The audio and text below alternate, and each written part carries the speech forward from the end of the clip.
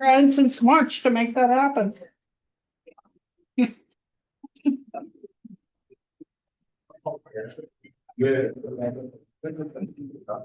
Laura, yeah. I know,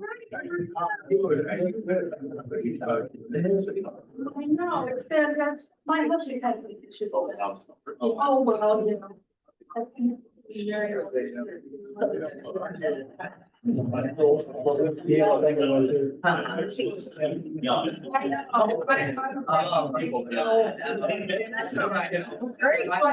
these guys, they were all cats. Those were the.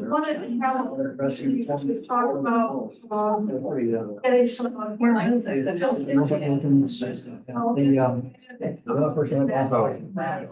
And then two other delegates. That's what I heard say. Yes, have a narrative for the app. And like, you guys said things that I haven't, you know, that we've got to see if they're even documents, you know. It's like, and we're all under the lookbook, right? And where. Okay, I'd like to call the Hancock Town Council June meeting to order.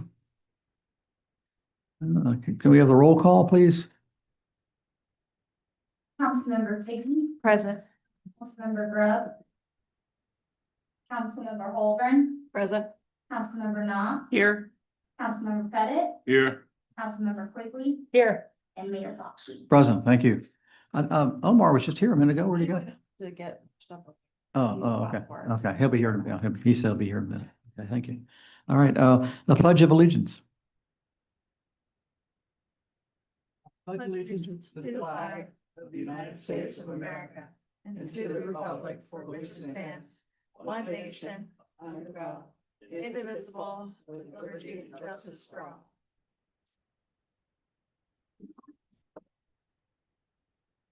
Okay, if everybody wants to speak at the public comments, that you can sign up back there.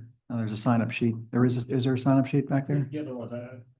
Oh, this is today's. Okay. Here. Oh, right here. Oh, okay. All right. All right. Can you silence your cell phones as well too? Thank you. All right. We need a consideration of the approval of the minutes from the regular meeting of May 18th, 2026. Do we have a motion to approve those? So moved. Second? I would like to propose an We amendment. need a second first. There was one. There was? Oh, I didn't. I didn't hear a second. Oh, I didn't say. I thought I heard one, Okay, sorry. who got a second for? Second, Second, thank you. All right. Okay, Sarah, go ahead.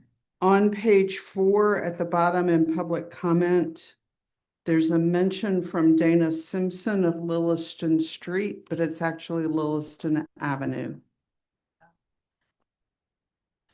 Any other corrections here? All in favor? I Opposed? Okay, that carries. Thank you. We have no public hearing tonight. We do have a public presentation. Mr. Ron Wolf is here, Executive Director of the Eastern Shore Rail Trail Program. Ron, it's all yours. Thank you, Mr. Mayor. Thank you, Town Council members, for the opportunity to speak tonight. Members of the audience. Again, my name is Ron Wolf. I am the Executive Director of the Eastern Shore Rail Trail Foundation. Just a real brief about myself. I moved to the Eastern Shore in 1975, began as a school teacher at Atlantic High School. My first class that I taught had their 50th anniversary Saturday night. It was great. There were about 60 people there. I also served as a member of the Board of Supervisors in Accomack County for 20 years. Owned and operated Wolf's Sandwich Shop in Atlantic for 35 years.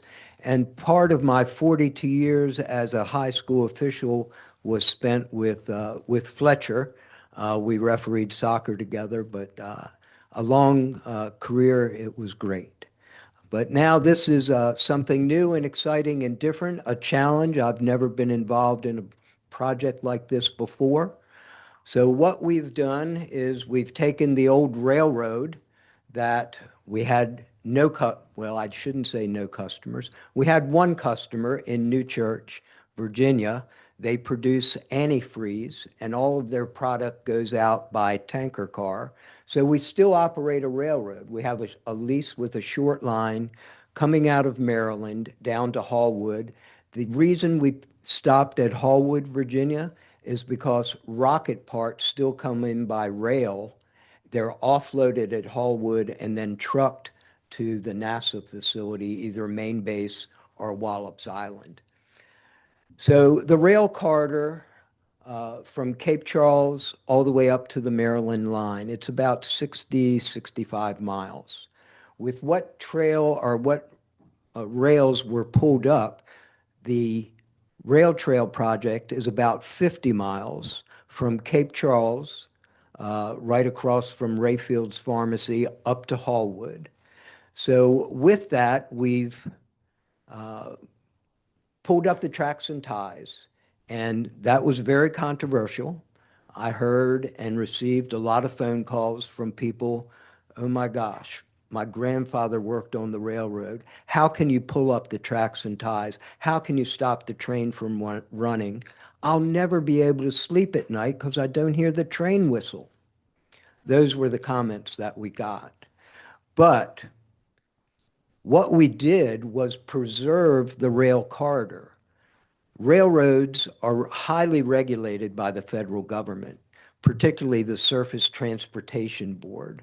So what we did was filed for abandonment of the rail line, and then in turn, you have to file to rail bank the corridor. And that process preserves the corridor if there was ever a need for rail service to come back to the Eastern Shore. God knows, it could be a bullet train. The corridor is preserved and they can bring that rail service back. So we're not doing away with the corridor, we're preserving it. And the only thing that the feds allow you to do on a preserved rail bank corridor is build a rail trail. So here we are. So we applied for state grants, federal grants. We have been very, very fortunate that to date, we have about 3/4 of the entire trail funded to the tune of about $58 million. Our first section of trail, Cape Charles to Sheridan, is roughly about 5 miles. Our first federal grant was for $2.5 million to Cape Charles. VDOT, our great friends at VDOT, I'm sure you all deal with VDOT as I did when I was on the board for 20 years. They had already had a project very similar to one that was proposed here in Anancock, a road diet into Sheridan. So they were going to put a bike path on the main drag going into Sheridan, and our trail was just parallel to that. It didn't make sense to have two. We finally convinced VDOT, which takes an act of Congress, to move that funding to our portion of the trail. And they did it, so that's how we got that first section totally funded. We had a groundbreaking last May, and I am pleased to say that I got a call Thursday from VDOT with a ribbon cutting date for this first section of August 20th of this year. So that's huge. The rail trail itself, the corridor is 66 feet wide. The trail itself is going to be 10-foot wide asphalt the entire 50 miles. So that first section, all the asphalt is laid. They're putting the finishing touches on it now, mile markers, other signage, and as I said, groundbreaking on the 20th. Why is the trail so important? From what we've seen and from all the investigation and looking at trails, not only in the Commonwealth, but all over the country, we've seen certain things happen. One, economic growth and redevelopment of towns, particularly towns that the trail will go through. And here on the Eastern Shore, there's about 12 or 15 towns that the old rail line went through. And as you all know, when Route 13 came in, all those towns were bypassed by Route 13. What happens then? It's their death knell. All the traffic goes outside of town, not inside of town. So this is a chance for that growth to be revitalized with the trail going through towns again. And what we've seen is new businesses begin to spring up. Bed and breakfast, ice cream parlors, Airbnbs, God forbid a bike shop, but those things begin to happen. And the towns see the benefit. The other benefit that is huge, particularly for towns and the Eastern Shore, is the number of tourists that will come. We've seen it everywhere with trails. The Capitol Trail, Richmond to Williamsburg, they get over 1 million users a year. I don't know if we'll get 1 million the first year, but we're going to shoot for it in years to come. But the big thing that we see with tourism is if people come to ride the trail and they come for a weekend, what we need to do is to extend that into a 5 or 6 day, 7 day package where they can rent a boat, charter a boat to go fishing, charter a boat to go to the Barbary Islands, bird watching, restaurants, antiques, not to mention the 2 pristine beaches that we have in Accomack County at Assateague or in Northampton County in Cape Charles. So a lot of attractions. And if you can make that stay from a 2 day to a 5, 6 day, 7 day stay, the best part from where you all sit and where I sat for 20 years about tourism dollars is those people come here, they spend their money, they go home, and hopefully they tell their friends and neighbors, and they come, and the best part is they leave their money here. You don't have to build new schools, new firehouse, new police department, new EMT services, because they're here for a few days and they leave. They leave their money behind. Doesn't get much better than that. Tourism dollars are great. So with that, you know, the trail it's a reality now. When we first started, there were a lot of naysayers. It's never going to happen, not in my lifetime. It is going to happen. And the other thing that we've done that has been really, really crucial to the trail, the corridor is still privately owned by the Canoni Atlantic Company, which owns the railroad. They own the entire corridor. Private property, the sheriff's department can't enforce rules on private property. I went to both county attorneys, Accomack and Northampton, to ask them if they could craft an ordinance that would give the sheriff's department the authority to enforce the rules of the trail, just like they would on any other roadway in both counties. And as they crafted the ordinance, they deemed the trail a multimodal transportation network. That's the terminology used by VDOT. That is what gave the sheriff's department the teeth to be able to enforce regulations on the trail. So Accomack passed that ordinance last week. It's going to go in front of Northampton County next month. So we hope that, you know, all those regulations will be in place. We know that there's going to be some difficulty, particularly with golf carts on the trail. The whole reason for the trail was to get people off of Route 13 onto a dedicated path with no motorized vehicles. It's dangerous. It's a safety factor. We know it's going to be a problem, particularly in Cape Charles, Anancock. I know you have golf carts, but you don't have the trail. So, but Cape Charles, it's going to be a real problem. And how do we solve it? I don't know. My first thought was get bazookas. That'll stop a golf cart. with all of the technology that we have available to us today, you would think somebody could come up with a strip that they could lay at the beginning of the trail or any of the crossings, and if a golf cart went over it, it would zap their power and render them useless. Maybe somebody will come up with that one. But we are looking at the idea of cameras. Most golf carts have some type of decal or plate on them, and we know Cape Charles is going to be a big problem. Cape Charles, a little different than some of the other smaller incorporated towns on the shore.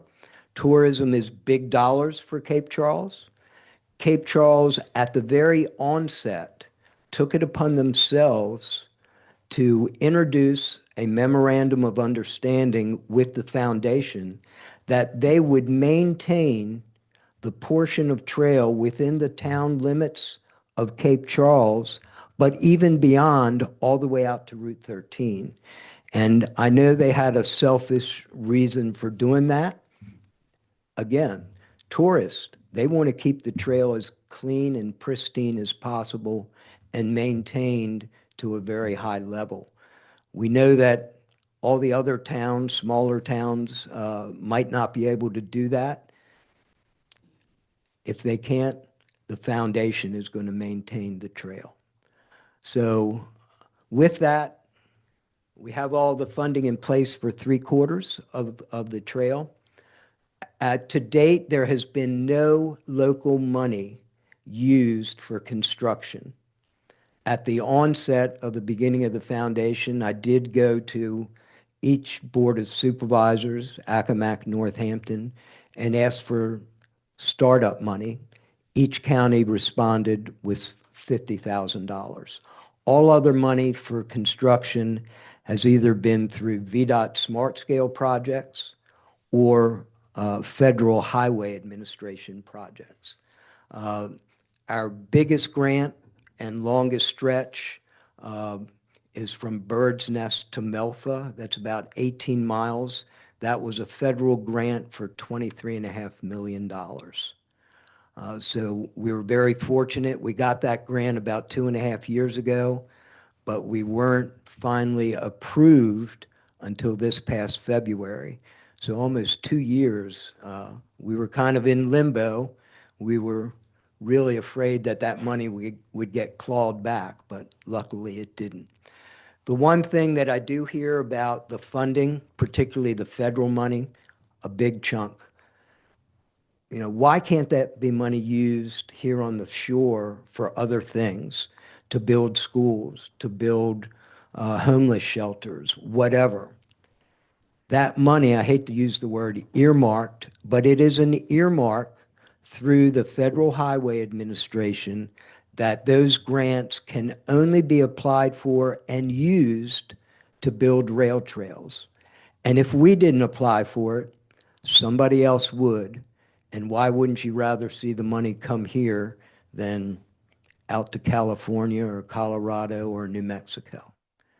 So that's basically where we're at today. If you have any questions, I'd certainly be glad to answer them.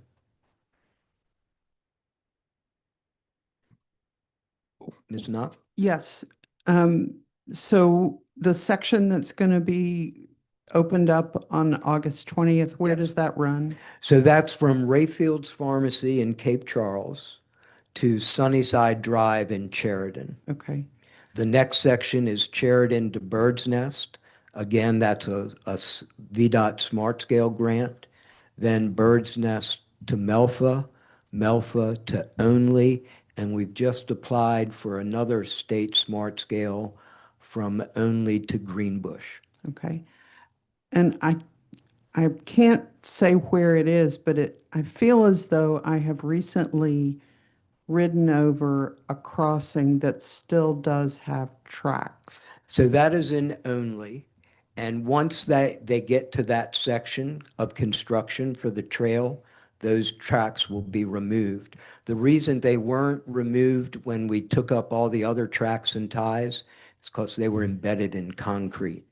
Okay. And that just was not in the project description for the contractor that removed the rails and trails, or rails and ties. I will say that we contacted several different contractors about removing the tracks and ties. They all came and looked. All of them except one company came and said, oh yeah, you got some really good steel. The railroad was built in the 1890s, the 80s. highest 1890s. 1880s. Well, this section 1890s. Okay. The steel was some of the highest produced, best grade in the country at the time. And these contractors knew it. And they were going to charge us over $1 million to pull up the tracks and ties. One company from Indiana came and looked and said, you got some really good stuff here. We'll take up the tracks and ties and pay you $1.5 million. All the steel, all the rail was put on a sea barge, and it went to South America, particularly Bolivia, and recycled into their rail transportation network. So it didn't get melted, it didn't get thrown away, it got recycled and is being used today. That's pretty cool. That is. Thank you. Yes, ma'am. Thank you so much for that. I have a couple of questions about your economic modeling. Mhm. And some of these are not going to be answerable, I think, but I'm just curious. So is there a model, for example, that would say for every X miles a person rides on the trail, they spend Y nights of lodging and Z meals? And what would be the radius for those dollars? How far, for example, we're obviously close to the trail, Close to the, but we're not adjacent. correct. So if you were to make a prediction, what might we be looking at? I would say that Anancock, being what it is, it's a A destination, wonderful a destination. wonderful destination, and quite a few people here over the weekend, last weekend. I think, you know, based on what I've seen, and again, I can't recall exact numbers, but I would say that Anancock would be a destination for those people that are coming to ride the trail. You know, it would be a great stopping point. And would you have any data on people who might not stop here when they're riding, but who might, on return visits? You know, again, from what we've seen on other trails, and to give you just an idea, the High Bridge Trail in the western part of the state, from Abington to, Jim, help me out. Do you remember the Creeper Trail, Abington to, yeah. So two endpoints for the trail. And again, it's not quite as long as ours. Very beautiful. Unlike ours, it has over 50 bridges and trestles. And during the storm a couple years ago, they all got wiped out. And that's why I point this out. The economic benefit to those two towns connecting the trail, over $4 million to each town per year. Huge. And, you know, when the trail was down, they lost that. That was a big economic hit to them, especially when you're used to, you know, taking that money in. And one last question. Mhm. No motorized vehicles of any kind are permitted on the trail, correct? The only motorized vehicles are e-bikes, and there are 3 classes of e-bikes. So in this ordinance that we had the county attorneys draw up, a lot of it is based on state code, particularly trail use. So class 1 and 2 e-bikes are allowed. Class 3 e-bikes are not. They're the ones that go the fastest. They can go 30 plus. So they're not allowed on the trail. No motorized scooters, no ATVs, no golf carts. The other motorized that would be allowed is motorized or mechanized wheelchairs. They will be allowed. Thank you. Yes, ma'am. So the link into Cape Charles, did you all pay for that? Did the town pay for that section?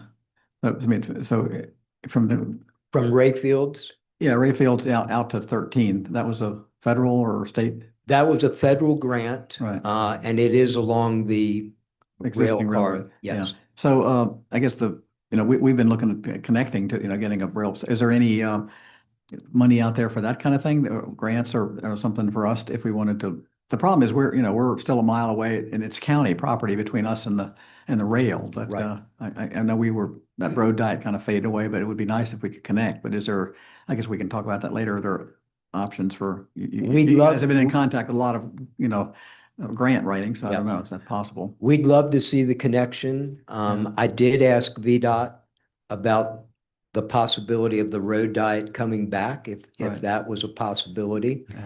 Yeah. In my experience with VDOT, whenever you ask them a question, the answer is always no, no, no, no, no, no.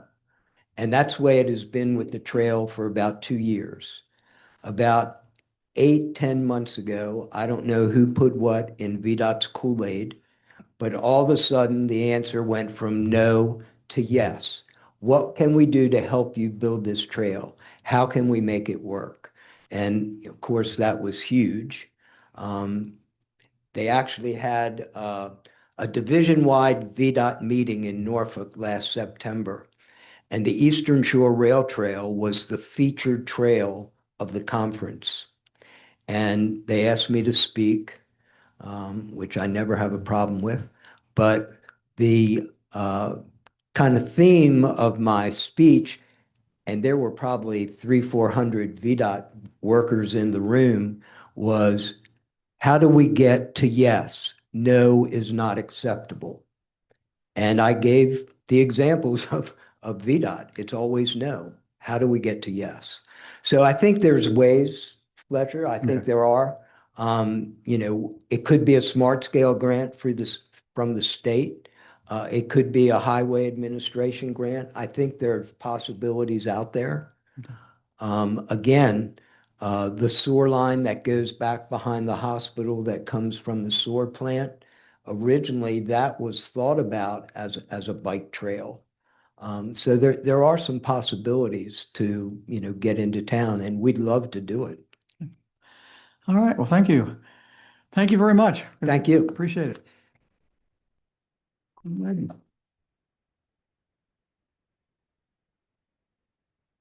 Okay, moving on. There's no council action, fiscal year 26-27 budget. Wes? So, the first item before council is adoption of the fiscal year 2026 and 2027 budget. Council has reviewed the proposed budget through multiple workshops and held a public hearing on June 8th. The proposed budget totals approximately $3.9 million across all funds and reflects the priorities discussed during the budget process, including continued investment in town services, infrastructure, and capital needs. Staff recommends adoption of resolution number 2026-02, approving the fiscal year 26-27 budget. Okay, do we have a second on that? A motion on, I guess we had to get a motion first of all before we have discussion. Well, Yeah. I have a procedural question. That's right, Should yeah. we be adopting the tax rate before we adopt the budget, Uh, or does it not I matter? don't think, I'm not aware of that making any difference, but I could be wrong. Okay. Yeah, all right. Yeah. Because this budget is not reflective of the 20 cents. That's what I want everybody to understand.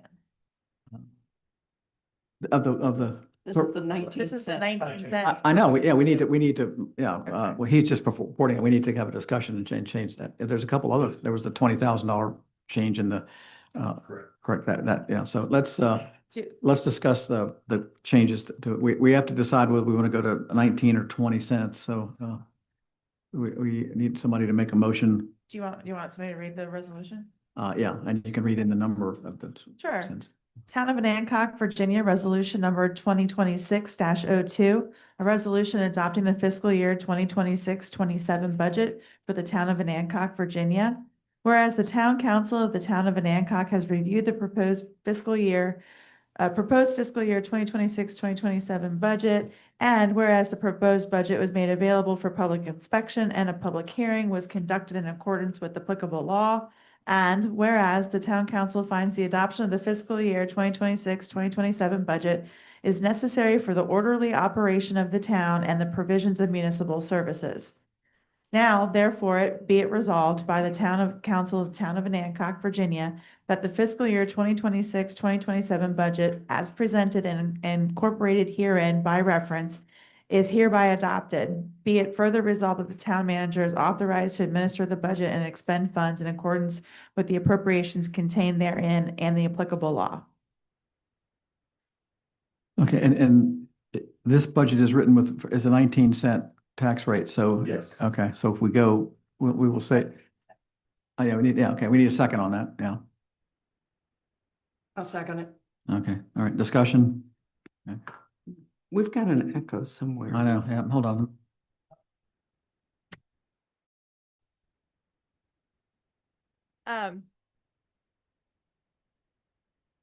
Wait, do you want to start?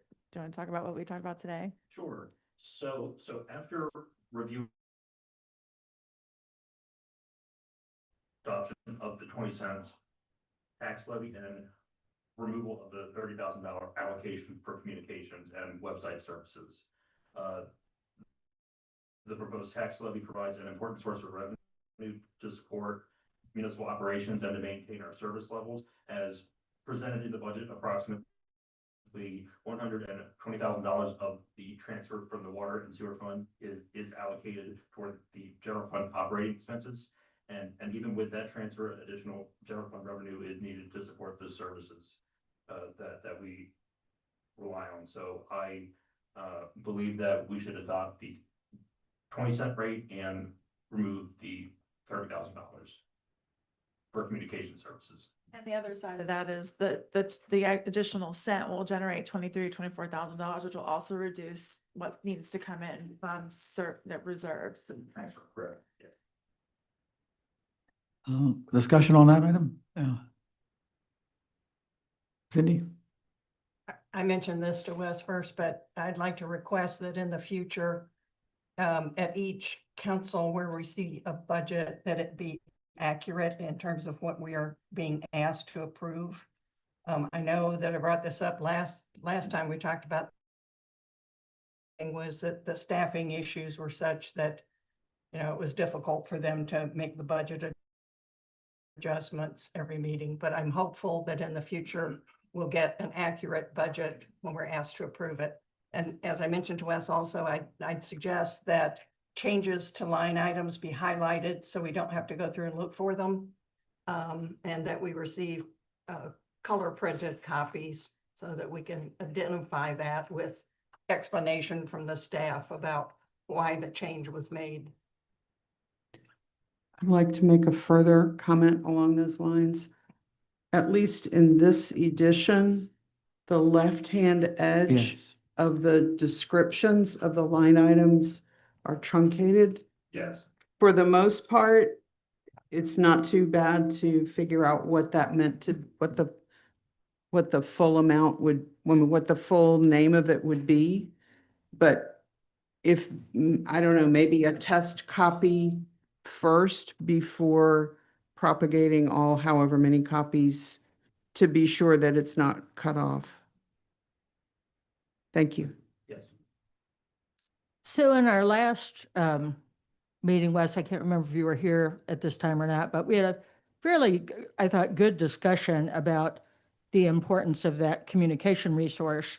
And we settled on keeping the funding for a year and trying it out for 6 months and revisiting it. So I'm a little bit surprised to hear about that change. So I would like to hear more about the how that came about, because I feel very strongly that it's very important, and that if this budget is meant to reflect our strategic priorities, I thought that particular resource was an important signal of our commitment to increase the quality and quantity of our communication, and also to alleviate some of the burden on town staff. So I'd like to know what changed from the time that we came to that conclusion and today. Sure, so I think in regards to that, so after that, meeting, which was my first day, I sort of. Yeah. I to look more into the, proposal, and I realized that the scope of that work wasn't very clear. And so, and also a lot of it was things I believe I could do as the new town manager, especially given my background in marketing and communications.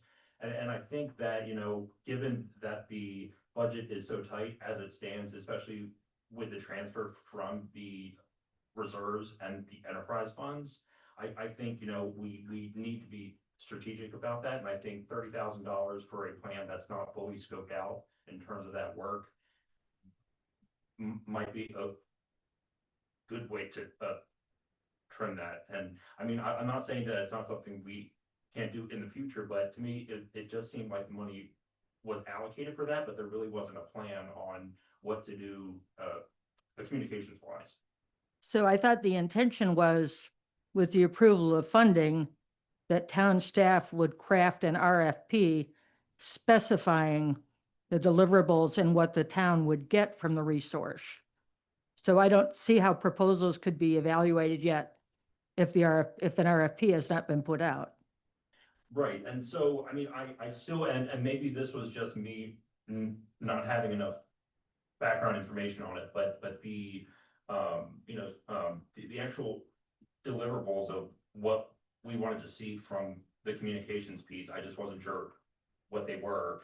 And so I know that with these transfers in, we had to look at making cuts, to reduce that, because that's not a sustainable long-term strategy in terms of funding. But this is just my personal recommendation, of course, at the end of the day, it's up to council.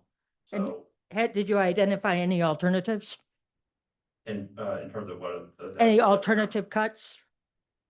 No, not at this time. Okay, that would have been useful to have a couple other things to potentially consider. If I could just chime in for 1 second.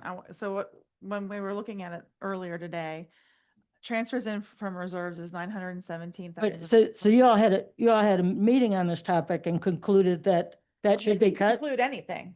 I Okay. did not conclude anything. I'm- I just said that I'm concerned I'm because. just trying to understand what Well, happened. let me explain it to you. That's what I was trying to do. So the 917,000, when all we need is going to be 765,800 out of reserves for capital projects, it got me thinking that $151,000 from reserves to cover our day-to-day operations is not good policy.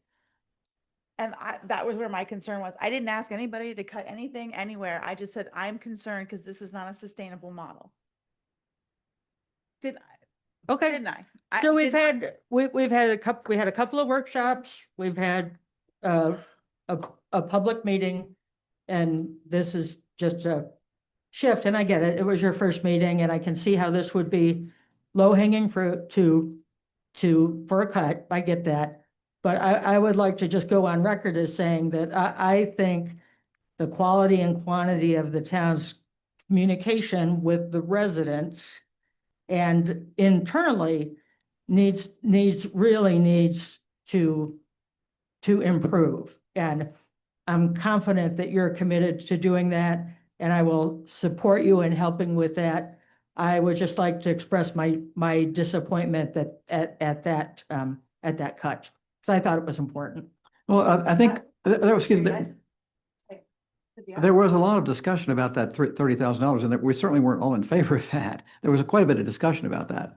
So, and I thought that bottom line is that we were going to see what the new town manager could do, that we were going to put that in. And if that was in his wheelhouse, then why spend the money to do that? I thought that was part of the conversation, because at that time we didn't know who that was going to be.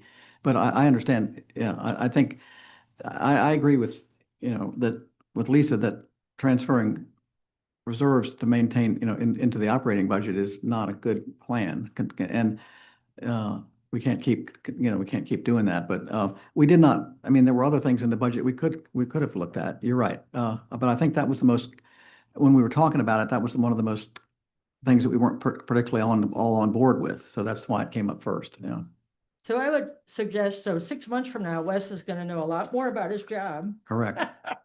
and about all of us and all of these people.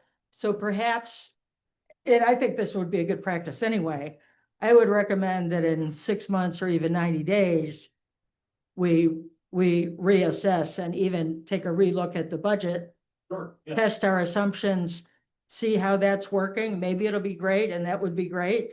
And maybe it will be, you know, I could really, it would be a better use of my time if I did X instead of Y. And then we can consider it then, once you have your arms around the job. I will also say that through this process, when I was looking at the water budget, we were able to fund the $20,000 survey, and it looks like we can do it without any transfer in. So there was a little bit of good news when we were going through it. So yeah, no, I think we need to, you know, we haven't even finished the year, so we don't really know how we stand. We might have, you know, at the end of the year as well, we still have another, well, it'll take another month to get all the bills and everything in that we're still paying for 2026. Or, so I think, you know, I think if it becomes apparent we need to do this, I think we can probably find the money. Discuss it now. Do we want to keep it in? I just. Yeah, no, no, we're gonna vote on it in a minute. Yeah, yeah. It's just how much we're transferring from. our No, of course not. The motion was to eliminate it, correct? And, yeah. We haven't said a motion. We're just talking about the budget in general right now. No, but you just read a resolution that we, Right, to adopt the budget. It's not addressed. It's, yeah, Okay. that line by line's not addressed in there. okay, well, so we need, so Cindy, you have a comment about that? Yeah, I think I spoke against the inclusion of that for the very reason that we didn't know what the skills or desires of our new town manager would be. And you know, that I personally, if we leave that in and just plan not to spend it or zero out that line item in case we have extra money that comes in to balance the budget today, which I guess is what we need to do. We could just leave the line item in there with a zero amount so that monies could be transferred into it later. Should, as Ann says, we look at it again later and see. Well, and I was totally on board with the website stuff. That does need to be handled. So I said my piece about it last time and everybody went, which was fine. I think this is a last in item that we don't usually fund. That's why probably the easiest to remove a chunk of, if that's the desire. Sarah, you got any comments? Ashley? No? Omar? Well, only thing I was gonna say was pretty much, I think, I can't remember who said the same thing, but I think it was what you said, was that, you know, he hasn't been here long enough to actually get deep enough into it. Cause I know personally, I'm terrible at budget. I'm not even gonna, you know, try to have any, say so, but I figure let's let our manager get a better look at it, before we do anything. All right, so we have a motion, you have a resolution there? I'm, She read the resolution. I read it and it's not specific to individual line items, so. well, I think you need to add that you're gonna take that line item out. If you, that needs to be a motion. We need to we have to have a motion. We can't have it, yeah, we have to make a motion. Can you make a motion in the middle of another motion? Well, I thought the resolution would include that motion in it, yeah. It doesn't. It doesn't, okay. So, You want to amend your motion? well, why don't we change, let's amend the budget before we, yeah, table this and then we'll vote on the line item and then we'll go back to the resolution to adopt the budget. You're right, because that makes sense, okay, so. All right, we're gonna, is there a move to table this? So moved. Second, Second. all in favor to table for 5 minutes? Aye. Thank you, all right, now make a motion, somebody needs to make a motion if they want to remove the, Vote that we zero out the $30,000 with the understanding that if we have the balance available in the ensuing months, and if the town manager feels that it's in the town's best interest to fund that, that we have the understanding that it can be funded in the future, even though it will be zeroed out for the purposes of balancing this budget. is there a second? Discussion? Yeah. Cause if we change the budget, what, 1% or more, we have to come back and do a whole budget public hearing. That's and not 1%, Okay, I just wanted to be thoughtful on that. not even close. And in theory, we could keep it in, and even if he doesn't use it, then that's less money we do transfer over. This is just the budget. It's not gonna be what actually goes down, although it should be close. To me, that's a little confusing because Okay, your intent, I understand. Wes needs to know. Is there any other discussion? No. All in favor of the motion? I, Opposed? Aye. Opposed? Okay, all right. I said I. I'm sorry, I didn't hear you. Okay, it carries. Thank you. Okay, we're back to the tabled resolution. Well, do we need to address the tax rate before we go back to the tabled resolution? Well, I think we're just gonna do the tax rate with that'll be the second motion, and let's not, well, we can do that if you want to, yeah. All right, let's have a motion we need a resolution for the tax rate then. Let's do that while we have the other one tabled. That should be an addendum on the here. Let me read it. Yeah, sure. Town of Anacog, Virginia, ordinance number 2026-01, an ordinance levying taxes for fiscal year 2026-2027 for the town of Anacog, Virginia. Be it ordained by the town council of the town of Anacog, Virginia, that the following taxes are hereby levied for fiscal year 2026 to 2027 and shall remain in effect until amended by the town council. Section 1, real estate tax, a tax of 20 cents per $100 of $100 of assessed value is hereby levied on all taxable real property within the town of Anacog. Section 2, personal property tax, a tax of, I know you printed that for us. $1.80. A tax of $1.80 per $100 of assessed value is hereby levied on all taxable motor vehicles subject to personal property taxation within the town of Anacog. A $2.29 per $100 of assessed value is hereby levied on all other tangible personal property within the town of Anacog. Section 3, other local taxes, all other local taxes previously established by ordinance and not amended herein shall remain in full force and effect. Section 4, effective date. This ordinance shall become effective on July 1st, 2026. Okay, do we have a second on that? Second. Discussion? I have a question. What did you say that the real estate tax rate is? Because it's blank on 20 this cent, page. 20 cent.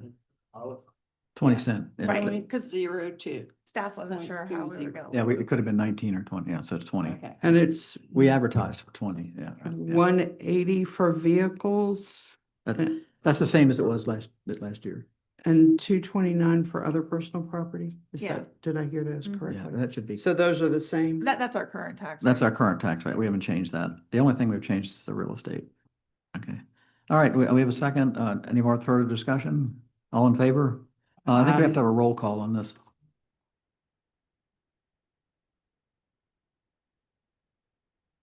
Councilmember Biggie, Aye. Councilmember Grub, Aye. Councilmember Holdren, Aye. Councilmember Knox, Aye. Councilmember Pettit, Aye. Councilmember Quigley, Aye. and Mayor Foskey. I don't vote. Okay. Thank you. Okay, thank you. All right, thank you. It passes. Okay, we're back on the resolution of adopting the budget. We have a resolution that's been read out. We need a second on that. We're reducing the 30,000. Do we have a second? A Second. second for what? So nobody's made a motion now. You want to Yeah. bring up the previous motion. Oh, I thought I thought you read the resolution. We just didn't tack on the thing about the, Right, because that was just for the. oh, no, tax we rate. voted. I'm sorry. We've already read the resolution. We just need a second on that. We've already done this. Okay. The resolution's been, Did it? Did I not? Yeah, but we've tabled it, so I don't know how. I don't remember. well, we just bring it back up, yeah. Need it. This is new I territory. I mean, we don't usually table things right on the same meeting, you know. Gonna go in again. Let's, Track. well, yeah, just read the resolution again. Okay. Somebody else want to read this thing? No, actually, we've read the resolution. We don't need to read it again. Everybody knows. Let's just say, we have a second on this resolution. Second, please. We can't do anything to, Cindy seconded. I think I did it. okay, well, let's once. do it again to make sure we do. Yes, I second the motion to approve the budget. For the second time. For the second time. Okay, any discussion on this? Okay, roll call vote. So should we actually say that this is now going to reduce our transfer in by 20 or 24 plus 30? I think we made that clear. Are you sure? Yeah, Okay, yeah. all right, then Move on. Councilmember Figgy, Aye. Councilmember Grub, Aye. Councilmember Holden, Aye. Councilmember Knopf, Aye. Councilmember Pettit, Aye. and Councilmember Quigley. Aye. Okay, it passes. All right, thank you. That would really. Yeah, I hope so. I don't know where it went. All right, okay, we got the levy vote, we got that, crosswalks grant vote, I think the resolution. yeah, yeah, we need to.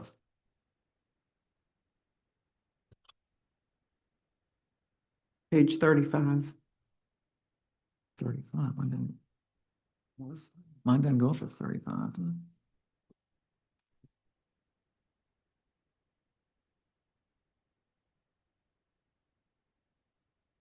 Oh, there it is. See. Wrong one. Go forward.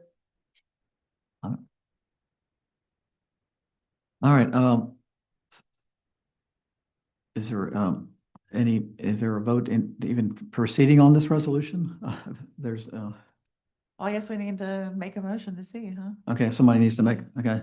Is that what we want to do? Nobody has to make a motion Well, unless somebody wants to. It just dies if we don't have a motion, correct? Yeah, yeah. Well, I guess, I'll make a motion. okay, get it rolling, okay. I'd like to make a motion that the town manager and staff explore options for crosswalks and traffic calming in the town and come back with a recommendation by the end of the year as to number, location, pros, cons, funding. I'll second that. What do we still have to do something with this resolution, so we're just gonna ignore it, or we, yeah.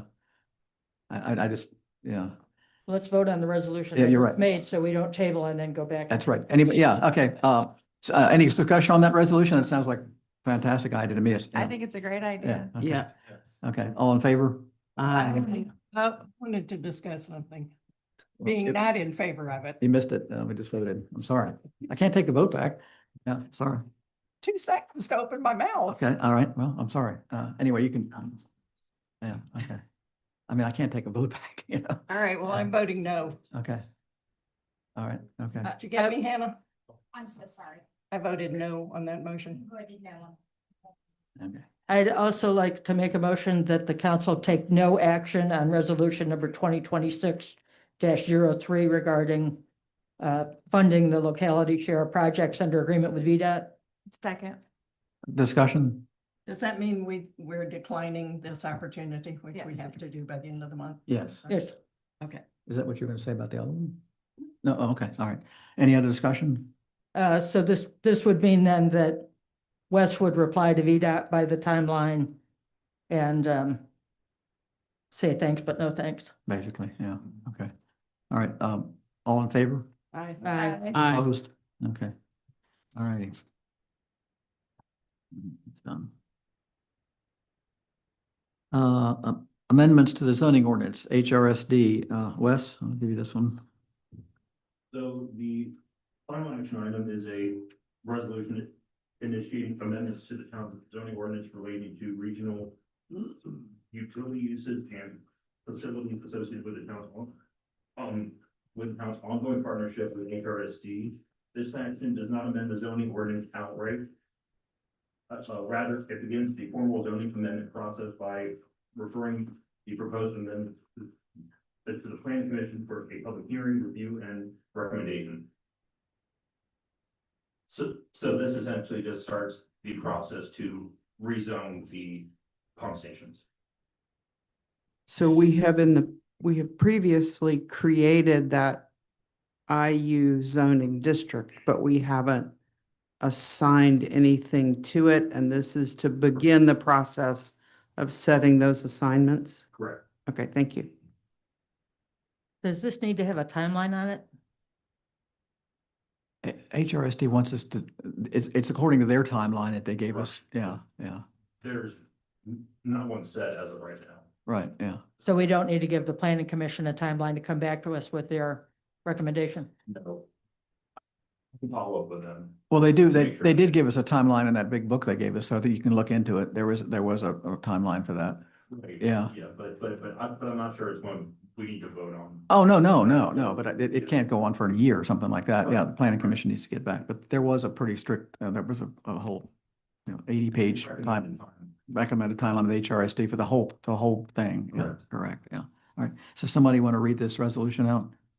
I just read the first paragraph. That's good, yeah. I'd like to make a motion to adopt a resolution to initiate amendments of the Town of Anacog zoning ordinance to amend the district maps in order to zone certain property containing utility facilities into the industrial utilities I-U zoning district and to amend the regulations by ratification of a zoning ordinance adopted November 18th, 2024. Second, Second, discussion? I have just a question.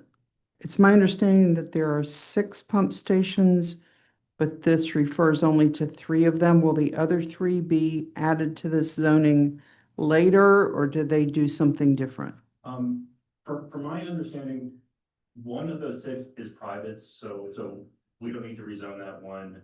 One we already own, which we can transfer, and I believe there's, Fletcher, Well, the main pump station coming in is already zoned this, the one over on the end of Hartman Avenue. South Street. No, Hartman, where the main Okay. one coming in is already, so there are only three that apply, yeah, that are under private ownership. Yes, correct. Thank you. Yeah. And they're all like, the areas are half the size of this desk, 10, 20 by 20 air plots. Yeah. Yeah. Okay. Any discussion on that? All in favor? I Opposed? Okay. All right, committee reports, economic development, Ann. We had a meeting this past Wednesday. It was our first meeting with our full slate of 7 directors. It was very, very productive. We have a number of housekeeping things that we're in the process of taking care of, making sure that our directors have all training required under statute. And we had to elect some officers whose terms have expired and things like that. So we're doing administrative housekeeping things. Substantively, we're coming up with a plan that will outline what we intend to accomplish in the remainder of the year.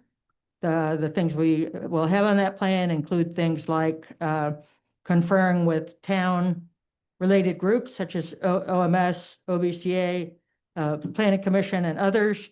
We also are going to identify EDAs in other jurisdictions that have some parallels to us, either in size or in the nature of projects that they do, to see if we can have meetings with them to identify best practices and some successful programs. We got an update from the Department of Housing and Community Development. And I think I might have mentioned this last month. I was hoping that they would have a little more to tell me this month. But in fact, Onancock is the first town that has done a transaction like we have done with the Lilliston building. So they have no experience with entities setting up revolving loan funds. So I realize that people have thought that things were slow going with the OADA, but some of that is because we were waiting on our granting authority to give us parameters for what we can do with the money, because we'd like to not break the law, which is just a good goal. And so in fact, they had hoped to have some like a shell of their regulation or something to tell us, but they're no further along than they were the last time I spoke with them. So basically they said that we should proceed and we can begin to outline the parameters of our revolving loan fund and the program. And then we will, to the extent that there's any discrepancies with what they come up with, we would be given grace, basically. Obviously, whatever we do would align with the original purposes of the Lilliston grant about revitalizing downtown, which is what we would be doing. So another item on our work plan will be coming up with the parameters for our revolving loan fund. Another item is identifying alternative revenue streams. And I think if we get all that done by the end of this year, we'll have made some headway. At some point, we didn't talk about this fully enough for me to be able to say it for certain, but I would envision perhaps having a public working session where we might solicit input from the public regarding, or with business owners or others to solicit suggestions for how we might be able to put those funds to good use. And I believe this isn't an exact figure, but we do have somewhere over $50,000 in our account so far, and that's not all of that would go into the revolving loan fund, but we are obviously accruing money every month, so that's gonna grow, and before you know it, we'll have some money to be able to invest. And lastly, we're working on drafting an agreement that we will discuss with the town manager regarding the OEDA town relationship. So, who are the officers? Bill Chandler was reelected as vice chair. Jake Dillon, his term was not up yet, so he's still treasurer. And then Molly Margerson was elected as secretary. And you're the president, right? Yeah, yeah. Yeah, okay, I'm yeah. the chair. Okay. And when is your next, what's your meeting schedule going to be now? I'm glad you asked that, because we're going to have a special meeting, which we will get the appropriate notice about on July 21st, because now that we are in fact kind of really in the ramping up stage, I don't believe quarterly meetings are sufficient. And so we're going to meet on July and talk about changing to at least every other month, potentially monthly, so that we can really get some things done, because quarterly meetings are just too far apart to really be able to get much done. Okay. Does anybody We'll notice those properly. go ahead, Cindy. And have you talked about or made progress toward getting your own attorney? So glad you brought that up. That is another item in our work plan, and we have talked to a couple of firms, and I'm hoping that we will be able to bring that to a conclusion in our next meeting. Thanks. Any other questions for him? Okay, thank you. That sounds like you guys are doing a lot now. Okay, Planning Commission, Cindy. Yes, the Planning Commission continues to work on the revised comprehensive plan. We met for our regular meeting this month, as well as a workshop meeting where we review sections of the plan. I have to say, I'm blanking on what else we did this month, so I'm going to ask Casey to help me out with whatever I'm forgetting. I think really we were just working on the plan because we didn't have to, we don't have a timeline for decisions on providing water outside town limits. Yeah. So we decided we weren't gonna work on that until we had a plan, until we had our comp plan. What? And I think this week we got a memo from Wes clarifying the expectations on that so that we can understand what it is that we're being asked to do and can begin working on it. Any questions? Okay, thank you. All right, community reports and Hancock Sales Forward. Lisa. Really just a big thank you to town council, the town staff, residents, anybody who came out, sponsors, volunteers, everybody did a fabulous job. I've only heard positive feedback from the community. I thought it went really well. At some point, we probably do need to schedule a postmortem, as it were, to talk about what went really well and what we could have improved upon if we ever do something like this again. That's all I have on that. Thank you. All right, Historic and Hancock School, Sarah. Yes, speaking of an Hancock Sales Forward, the school was pleased to be part of the weekend and the site for a bunch of performances and the launch site for the fireworks. Thank you to everybody who came out and braved the heat. And so also speaking of heat, on the fire restoration, a lot of the reconstruction materials have been delivered. Painting is continuing. The painting in the north wing is complete. And the railings where the drop ceiling was hung have been reinstalled. Progress is steady. There are another couple of concerts coming up at the pavilion throughout the summer, and we'll be announcing those shortly. The next scheduled thing is that on July 3rd, the pavilion and the yard in front of it will be the site for this year's OBCA Ice Cream Social. The community band will perform on the pavilion stage. That starts at 5:30 and is always just a wonderful, aren't we glad we live not in a small town, but in this small town event. So the school is pleased to be a part of that whole thing. Any questions? Hancock Main Street. So Onancock Main Street's been busy trying to close out our downtown investment grant. So I don't know if anybody's been by the Foskey's building, which used to be the House of Deals. The butterfly display is one of the projects that we have done from this grant, which is to make empty storefronts look revitalized, make the town look a little bit more engaged than it truly is. And so we were able to pair local artists / designers with empty storefront owners. Fletcher's property is probably the most exquisite thus far, but the painting on the North Street Suites building, that was one of ours. The cans in the window at Magpies, those are ours. We got 2 or 3 more coming up as well. People that weren't interested at first are now like, ooh, that looks really nice. So that's kind of fun to see. Also, we are finishing up the businesses that got the facade grant. They're going to be closing out their stuff by the middle of July. Our grant closes in August, so we want everything to be nice and neat.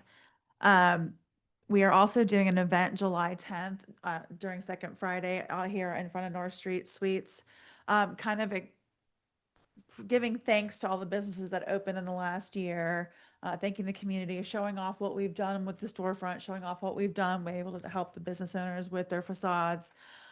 Unfortunately, or fortunately, it's all good, but not a lot of the facade grants were like splashy fun stuff. It was like repainting bricks and window replacements and stuff like that. So it's been done and it looks great, but it's not as impactful to the eye at first. So you'll get to see all about that.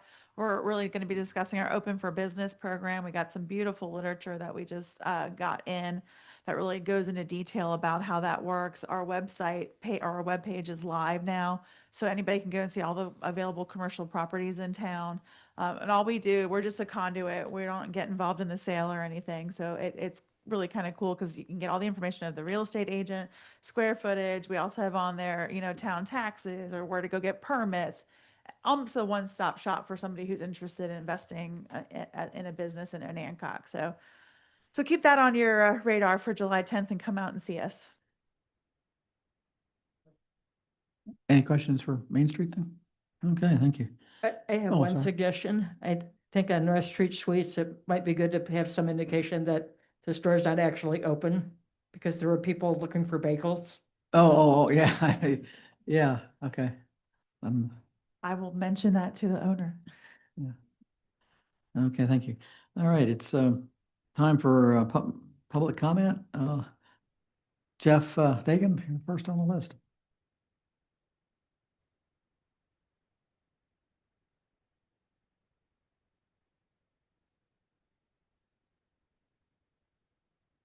Hi, Jeff Daking, 28 Meadville. I just want to congratulate you on not moving ahead with that crosswalk project. My daughter works for Anthropic, so I had Claude take a look at this entire document. It's very interesting. You'll find that a typical job like this, including cutting down the curbs, is about $14,100. In this proposal, it was $257,971. So it was 15 to 18 times the actual cost to put down thermoplastic lines. Some of the big ticket items were the engineering firm to where they were going to put these lines was for $554,000. You could actually accomplish this, including cutting down the curbs, for less than the original $17,000 deposit. The whole job should cost about, let's see, what was that, $141,000.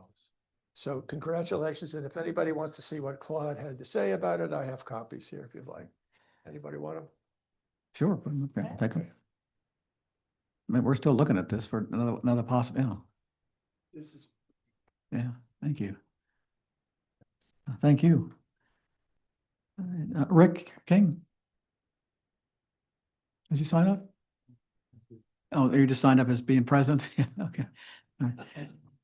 Okay, anybody else, public comment? Okay, Casey?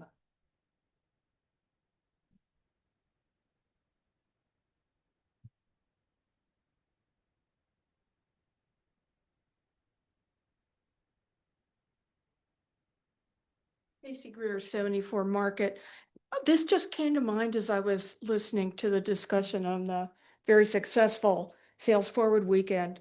For follow-up, are you planning to ask the open local businesses if they can quantify an improvement in what their sales were during that weekend? The restaurants, and are you guys planning to do that? Informally, I've heard from some of the businesses who did quite well.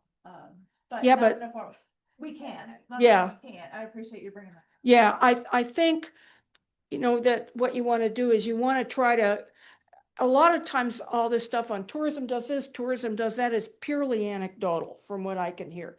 And I don't tend to trust a lot of the estimates from chambers of commerce on these things. And I do think that if you can start to actually collect data that when you have an event, is there a bump, right? Is there a quantifiable bump to the restaurants, to the businesses? That would be really worthwhile as we start to look at, especially when the budget is tight on this end, right? Where are you going to get, you know, real information and you can that you can share. So anyway, I would encourage you to do it if you guys hadn't thought about it. Thank you. Any other comment? Good, I can't see who that is. Okay. Oh, okay. Okay.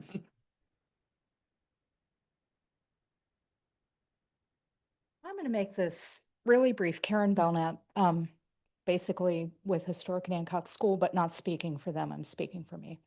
That's where I'm home based. I want to thank Nancock Sales Forward, anybody and everybody affiliated with that, because how amazing was it to have a weekend where we weren't like this, and we've been like this for years. This is what our community was striving for when it comes to esprit de corps and cooperation, community involvement, neighbors acting like neighbors, and showing that the best the town has to offer to the visitors that were brought in. I was so excited to be a part of it because it's been a long time since we've been waiting for our part of the contribution at the school to actually play a part. And that was exciting. I want to congratulate every resident of the town who either participated with volunteer work or came out to enjoy it. Thank you so much. We're not going to have that again, but let's have more of what it entailed. Anyway, that's it. Thank you. Okay. I think Jeff. Jeff, sorry. Stole most of my thunder. Pile on. Yeah, pile on in a good way. Jeff Fernam, 14 King Street. Debbie's not here, but Debbie and Lisa, I was away through most of the planning, but I was plugged in seeing, knowing what you guys did. I have to tell you, all those months was spectacular. I wish Debbie was here. And to come back to town and just see everything, people doing all sorts of stuff, the DPW staff, I mean, those guys, it was incredible to watch. It really, Sarah, you said, or who made the comment? You did. This the town you want to live in. It was incredible. And the other thing I want to add, I saw almost all of you working over several days, and just great. So thank you. Thank you. Thank you. All right, anybody else? I guess we're all good. All right, mayor's report. I think I'd like to thank Debbie and Lisa for heading up the committee. I'd like to thank Ann for being my speechwriter. Yeah, thank you. Did a great job on that. I thought it was a great weekend. DPW West, everybody just chipped in. You're right. It's just a great event to have the town. It was a lot of work. We got another one coming up in 3.5 years. 350 years of this town. So I think we need to start working on that, believe it or not. So right now, there are grants money out there for things like that. So that was just a great weekend. And to cap it off, my wife and I went to the Sale 250 formal dinner over in Norfolk on Saturday night. About 500 people in attendance. It was quite an event, and I was proud to represent the town. It was a great chance. Of course, their event's a little bigger than ours, but yeah, quite an event. So the other thing is, as many of you know, election filing closed last Tuesday. There was so just to let people know that the election coming up in November is a little unusual because we're having actually 2 elections. There's going to be one separate special election for one seat for the 2-year term to fill out expired. And Casey Greer is the only one that's filed for that seat. So the other seat is for 4 years, and 4 people have filed for 3 seats there. So Ann Quigley, Cindy Holdren, Ashley Pettit, existing people up here, and Jim McGowan. So that's our official slate for the elections coming up in November. So you're gonna just to give you a little heads up, you're not just voting for 3 or 4. You're voting for one special and then one normal one. And then I'm the only one that filed for mayor. All right. Okay. That's about all I have for comments. Town manager's report. Sure. So my report is in the packet. It mostly laid everything out that we're currently working on. One big change that I wanted to mention was the community development block grant work in the Northeast. I was under the impression that was closed, but actually we have funds still left on that. So we will be working on building a sidewalk on Pine Street and working on the ditch and drainage work there. So I'm glad that we can start that back up and then finish out the work. So that's the only thing I want to emphasize. And I don't know if you had questions on the rest of the things in mind. And I'd like to thank you guys for the lighting in the town park. The new lights went up, and everybody looked at them. They're great. We got the old lights down. So yeah. So any questions for? I know there's always people have questions for Wes. There's got to be somebody. Just one quick question. You said on Pine Street, whereabouts are you gonna start the sidewalks on Pine Street? If you're facing north, it'll be on the left. So the sidewalk will run along the length from Market and I believe all the way down. Oh, okay. On the left side of the road. Ashley, got any comments of the town manager?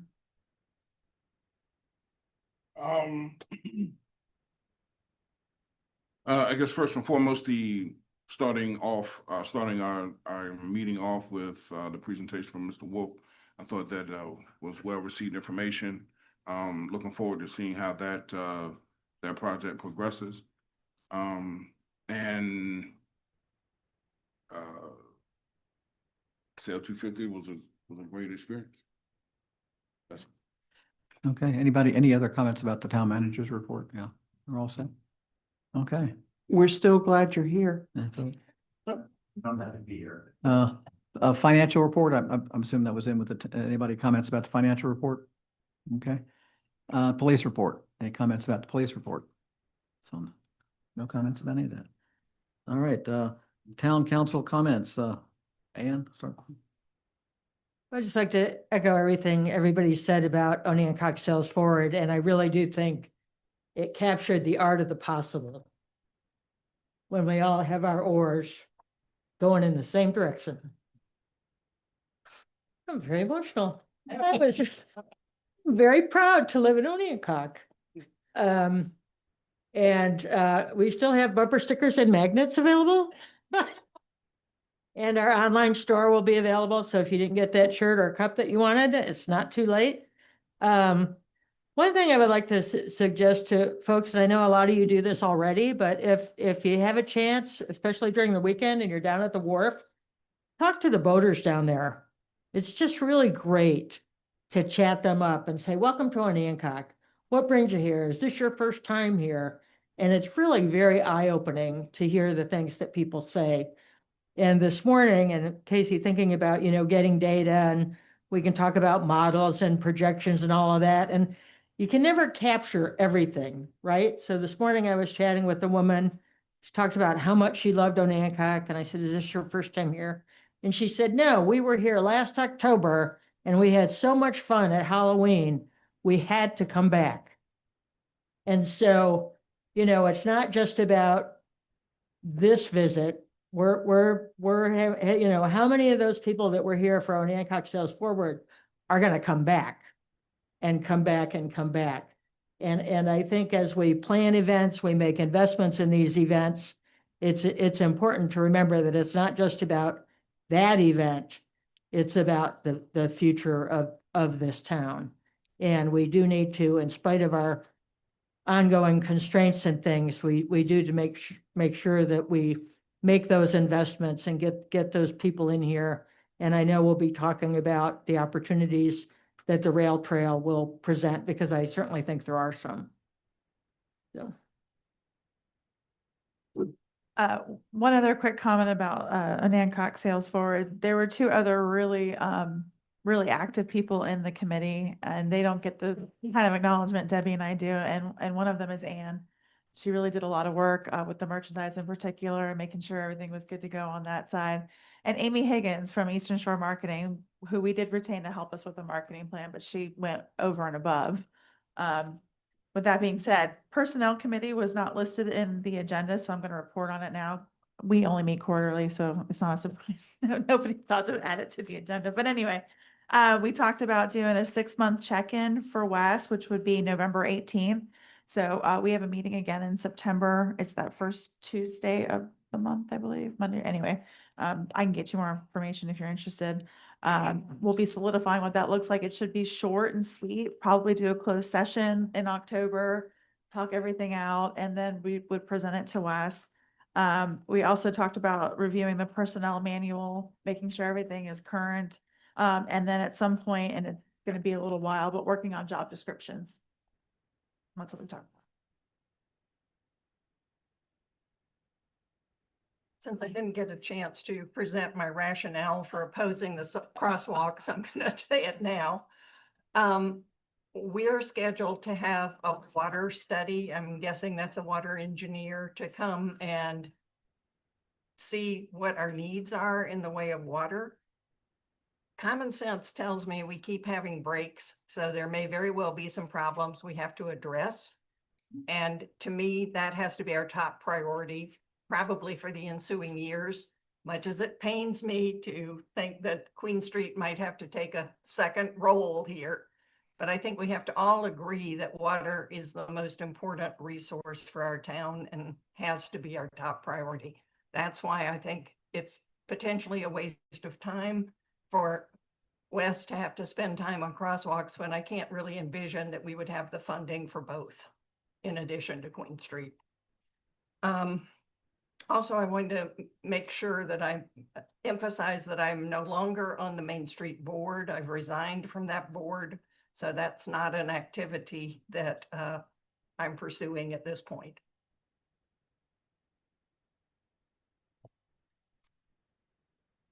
I want to say also thank you and congratulations to everybody who worked on Onancock Sales Forward. The whole thing, start to finish, was super. I had people here from out of town and they had a really good time as well. And I was down at the wharf on the Monday morning when the boat was preparing to leave, and thanked the crew member who was closest to me again for coming. And the response I got was every other place we go has got a hard act to follow to outdo the welcome that Anancock has given us. Anancock beat everybody else that they had visited previously, at least in the mind of this crew member. So that was really gratifying to hear. And the fireworks were super.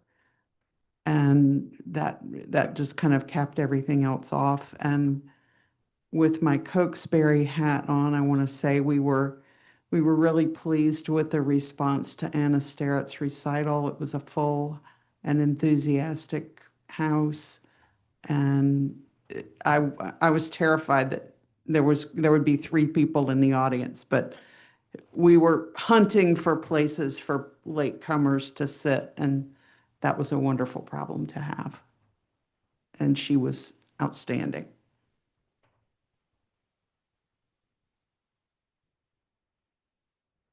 No. Went out of place. Went out of place while ago. That's fine. Omar. First I want to say is that I'm sorry I missed the sale 250. I made it to the fireworks. My son had to be in Williamsburg at 9 o'clock that morning, so we left here around 5:30. But we made it back in time for the fireworks, and I do know that when we went through the gate and we hit the top of the hill and looked, I was like, oh my God, look at all these people. So it was a really big turnout, which I thought was really nice. And again, it was hard to find a decent spot to sit. So, but it was a great thing. My son and his cousins, they went down to Cape Charles to see it as well, and he said that it was better at the Anancock. So he said it was better here. So, so that was a good thing for us. Now, on a different note, it's been brought to my attention that I was told that we've been getting some bad reviews about the Welcome Center. I'm guilty for not putting any input to it as much as I should have, but I do know that the young lady who has been doing the best she could is doing a great job. I'm sure she is. But I'm going to have to put a little more input into it to help her out to see what needs to be done. So we can start talking about the Welcome Center at these meetings sometime. But other than that, like you said, it's great to be in this town, you know. I got my Anancock hat on today. All right. All right. Thank you. Okay. Motion to adjourn. So moved. Second, Second. all in favor? Aye. All right. Thank you.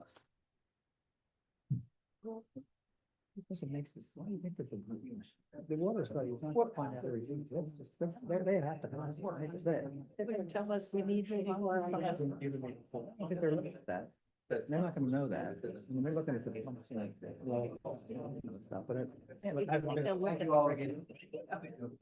The mayor. The brakes are.